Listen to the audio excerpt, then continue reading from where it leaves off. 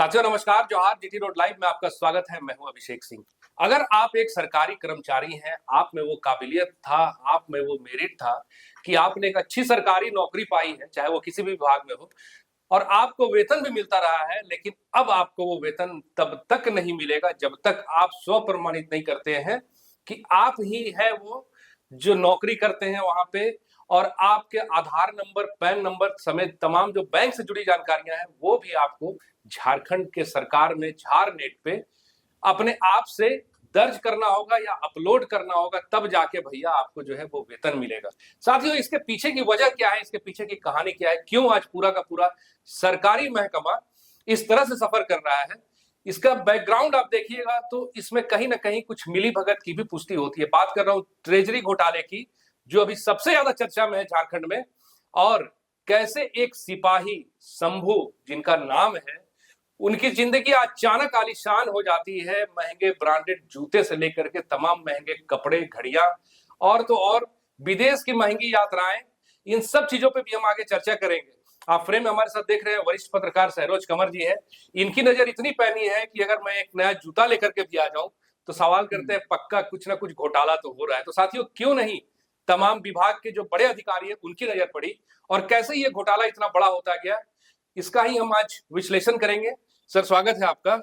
और सर, ये कुछ इतने बड़े घोटाला होते रहा सर, पुलिस महकमे में कहिए या ट्रेजरी में, क्या बड़े अधिकारियों की नजर नहीं पड़ी? देखिए, सबसे बड़ा सवाल तो ये है जी, आपने जिक्र किया कि 1,87,000 कर्मचारी, उनका वेतन रुक गया जी। अब जब वो वेतन जब मिलेगा जब स्वघोषित प्रमाण पत्र देंगे, तो अरे भैया, इनका क्या दोष है? बिल्कुल गलती इनकी क्या है? इनकी गलती है? गलती तो आपके सिस्टम की है जी, कि ऐसे कर्मचारी, ऐसे पुलिसकर्मी कैसे पनप गए और कैसे आला अधिकारियों को पता नहीं लगा कि 28 लाख या 28 करोड़ की निकासी कर ली गई जी। 28 करोड़ की, हाँ, 28 करोड़ की निकासी हो गई। और ऐसे कर्मचारी जो रिटायर्ड हो गए, कोई खत्म हो गए, सबके पैसे निकलते रहे, वेतन निकलते रहे जी। क्या उस पुलिस कर्मचारी के साइन से हो रहे थे क्या? ऐसा तो नहीं है। एक प्रोसीजर होगा ना, एक प्रक्रिया होगी ना, उसमें कई फाइल जो है कई अधिकारियों के पास जाती होगी। तो आंख बंद था क्या? पट्टी लगी थी आंखों पर उनके? और आप सारा दोषारोपण, आप सजा किसको दे रहे हैं? 2.25 लाख जो कर्मचारी है सरकारी, सजा तो उनको आप दे रहे हैं ना, कि अब आपको अपना प्रमाण पत्र देना होगा। गलती आपकी, खमियाजा कोई और क्यों भुगते? सिर्फ वो दोषी नहीं है, पंकज कुमार है पुलिसकर्मी या शंभू, उस सारा सिस्टम दोषी है, सारे अधिकारी दोषी हैं। मंत्रालय नहीं है? क्या निगरानी करते हैं भैया आप? इतने अधिकारी, इतनी तनख्वाहें आपको जा रही हैं करोड़ों लाखों रुपए की, और इतना बड़ा घोटाला जिसे चारा घोटाला से कम नहीं बताया जा रहा है। क्योंकि अभी तो कुछ जिले का मामला सामने आया है ना जी। जांच तो चल रही है सर, तमाम जिलों में चल रही है, सब जगह का मामला कुछ ही जिलों से आया है कि जहाँ जांच हो गई, कुछ नहीं निकला। जैसे रांची है सर, पलामू है, हाँ, और सभी जिले, चतरा है, गढ़वा, कई जिले हैं, सारे कई जिले हैं जी। सब जगह जांच हो रही है, जहाँ जहाँ ट्रेजरी है। और वित्त मंत्री ने भैया निर्देश दिया है, राधा कृष्ण किशोर ने, कांग्रेस कोटे से जो मंत्री आते हैं, सीनियर है जी, आज ही उनका बयान भी आया जी। एक रुपए जो है वो वसूला जाएगा, और 2000 ईस्वी से लेकर के आज तक 2026 तक में जी जितने भी अब तक हुए इसका ऑडिट होगा। जो सक्षम अधिकारी दोषी पाए जाएंगे, बिल्कुल उनकी संपत्ति भी अटैच की बिल्कुल होनी चाहिए, जांच भी की जाएगी, बिल्कुल होनी चाहिए जी। और ये क्या मतलब अय्याशी की ऐसी कथा है, मैं तो इसको भी जघन्य कहूंगा। ये जघन्य अपराध है। ये भी सिर्फ जान लेना ही जघन्य अपराध नहीं है, ये भी जघन्य अपराध है। इसको भी देशद्रोही वाली श्रेणी में आना चाहिए। स्टेट के खिलाफ जाकर वेलफेयर स्टेट होता है और पैसों की करोड़ों रुपए का बंदरबाट हो रहा है। आलीशान कोठियां बनाई जा रही है।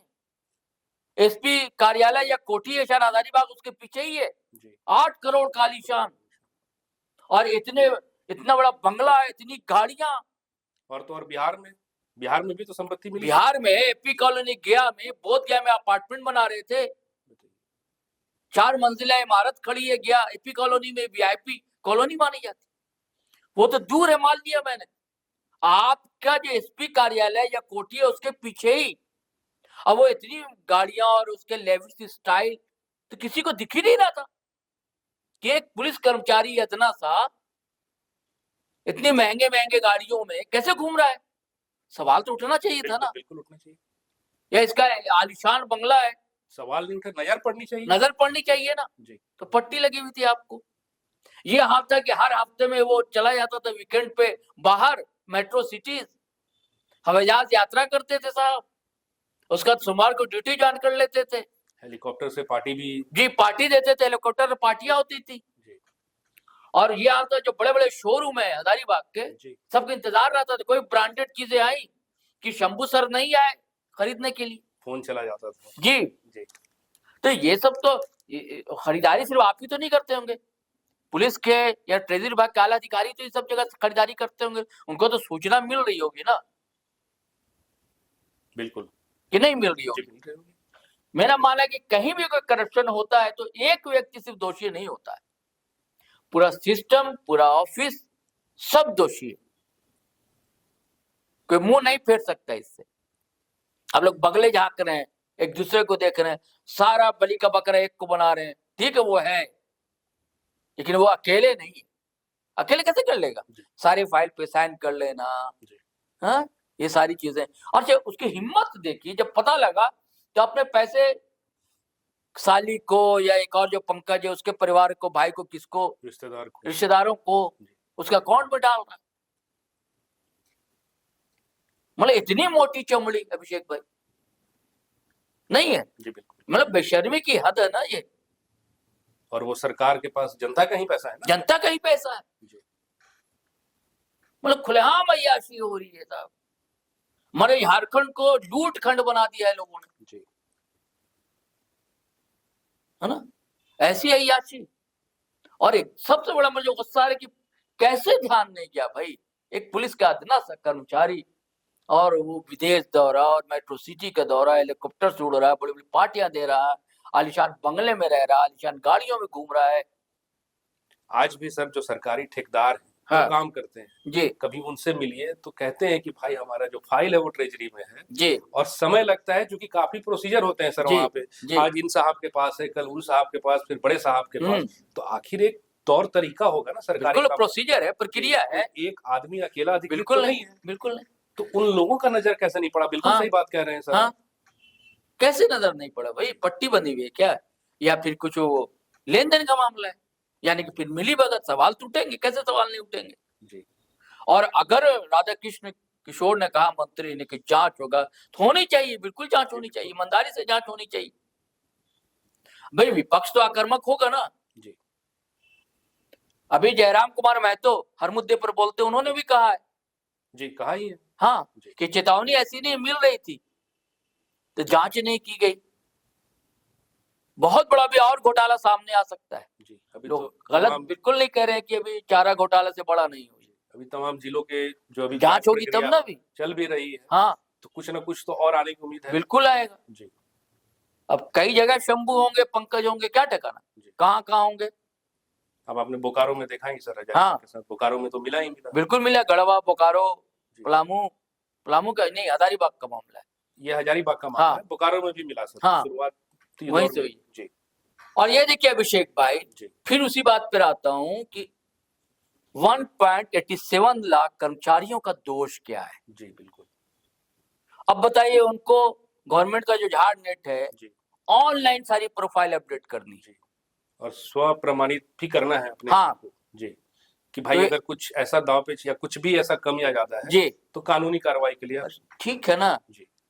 ये यहाँ जो रिटायर्ड हो गए थे कर्मचारी, जो खत्म हो गए थे, उनका वेतन कैसे निकल जा रहा था, वो तो सब अपडेट रहता है ना कि नहीं रहता है। और आज वो दौर तो है नहीं सर कि फाइल दर फाइल सिस्टम चले, सब तो अपडेट होता है, ऑनलाइन होती है चीजें, इंटरनेट। आप कहते हैं कि एक क्लिक पर सब कुछ जी, कहते हैं कि सरकार करोड़ों रुपए इस पर खर्च कर रही है कि एक क्लिक पर एक विंडो, है ना, और कोई कहीं से अपने आईडी से एक्सेस कर सकता है। हाँ, एक्सेस कर सकता है। तो खबर तो ये है ना कि कई जो कर्मचारी रिटायर्ड हो चुके हैं, कई कर्मचारी नहीं है, उनका भी तनख्वाह कैसे निकल रही थी? सबसे तो फाइलिंग होगी भाई कि नहीं रिटायर्ड हो गए, जी, और दिखता होगा ना सर, दिखता ना होगा, फिर कैसे हो रहा था ये? और सजा सूबे के कर्मचारियों को दे रहे हैं आप, अब वो परेशान होगा। और वेतन की जरूरत किसे नहीं होती? वेतन की जरूरत किसे नहीं होती है? जी, मतलब कहते हैं ना, चोरी करे कोई और मार खाए गधा वाली बात है, ऐसे कहते हैं ना कि मुहावरा। जी, हाँ, वो जाति सूचक के जो शब्द इस्तेमाल नहीं कर रहा हूं मैं, तो वही है कि चोरी कोई और करे और मार कोई और खाए, जी, यही करने जा रही है सरकार। पहले से चाक चौबंदी नहीं थी, पहले से निगरानी आपकी नहीं थी। सरकार को अगर विपक्ष घेर रहा है तो घेरना भी उसका जरूरी है ना, वाजिब है ना, क्योंकि लूप होल तो कहीं था, तभी ऐसा हुआ, या मिली भगत थी, सीधी बात है। मतलब ये अय्याशी की ये मतलब उत्सवी नहीं, ये तो दर्दनाक कथा मैं कहूंगा ना, कि दूसरे के लाश पर आप इमारत खड़ी कर रहे हैं, कह लीजिए, जो लोग नहीं रहा है ना, उसका ही पैसा आप हड़प रहे हैं, हड़पा जा रहे हैं, और सारे आला अधिकारियों के रहते हुए हड़पा जा रहा है। एक अदना सा कर्मचारी जो वहां काम करने वाला पुलिस का, वो हड़प रहा। अभी और देखिए ना क्या खुलासा होता है, अभी और खुलासे होंगे और बहुत कुछ मामला सामने आएगा अभिषेक भाई। जी साथियों, एक वेतन भोगी जो कर्मचारी होता है उसे वेतन की सख्त जरूरत तो होती ही है, चाहे वो सरकारी हो चाहे वो निजी हो। लेकिन आप देखिएगा कई एक घरों की स्थिति ऐसी होती है कि 25-26 तारीख होते होते ही इंतजार होने लगता है कि भैया वेतन जब आएगा तब इस काम को हम आगे अंजाम देंगे। लेकिन अगर उस कर्मचारी का वेतन रुक जाए, उस अधिकारी का वेतन रुक जाए, तो जाहिर सी बात है दिक्कतें तो होंगी ही। साथियों, आज के लिए बस इतना ही। जाते जाते आपसे आग्रह है कि अगर आपने हमारे चैनल को सब्सक्राइब नहीं किया तो जरूर कर लीजिए, हमारे वीडियो को लाइक शेयर और कमेंट जरूर कीजिए। आज्ञा दीजिए, नमस्कार, जय हिंद, जय भारत।